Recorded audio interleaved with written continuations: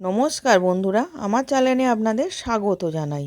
আজকে আমি আপনাদের বানিয়ে দেখাবো ফুলকপি আলু ভেটকি মাছের ঝোল। প্রথমে আমি মাছটাকে ভালো করে ধুয়ে নুন হলুদ মাখিয়ে রেখে দিয়েছিলাম। এবার ফুলকপি আলু কেটে ধুয়ে রেখে দিয়েছিলাম। এবার কড়ার মধ্যে তেল গরম করতে দিয়েছিলাম। তেলটা গরম হয়ে গেছে, ফুলকপিটা দিয়ে উল্টে পাল্টে ভালো করে আমি ভেজে নিচ্ছি। এবার ভাজা হয়ে গেছে, তুলে নিলাম।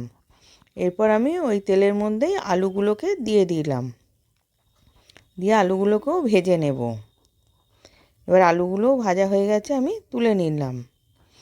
এবার আবার কড়ার মধ্যে তেল দিলাম। এবার মাছগুলোকে আমি ভেজে নিচ্ছি।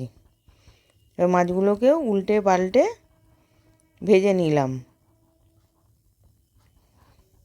এবার মাছগুলো ভাজা হয়ে গেছে, আমি তুলে নিচ্ছি। এবার ওই তেলের মধ্যেই ছোটো এলাচ আর দারচিনি ফোড়ন দিলাম। পেঁয়াজটাকে গ্রেট করে রেখেছিলাম, পেঁয়াজটা দিয়ে দিলাম, দিয়ে হালকা করে ভেজে নেব। হালকা করে ভাজা হয়ে গেছে, আদা রসুন পেস্ট 1 চামচ দিয়ে দিলাম, দিয়ে ওটাকে কষিয়ে নেব। এবার টমেটোমও গ্রেট করে রেখেছিলাম, টমেটোটাও দিয়ে দিলাম। হলুদ গুঁড়ো, লঙ্কা গুঁড়ো, জিরে গুঁড়ো,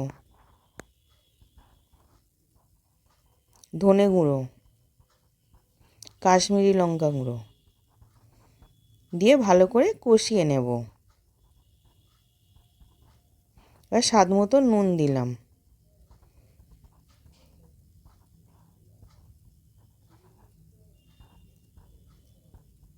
এবার কপি আলুটাকে দিয়ে দিলাম, দিয়ে ওটাকেও কষিয়ে নেব।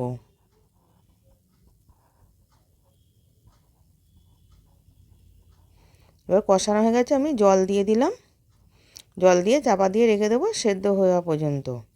এবার সেদ্ধ হয়ে গেছে, আমি মাছগুলোকে দিয়ে ফুটিয়ে নেব।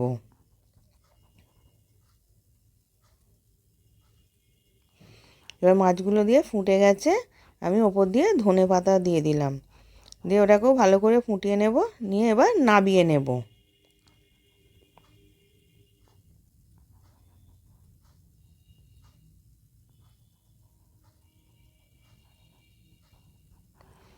এবার নাবিয়ে নিয়েছি, সার্ভ করার জন্য রেডি। আশা করছি ভিডিওটা ভালো লেগেছে। আমি হাজির হব আর এক নতুন রেসিপির সাথে।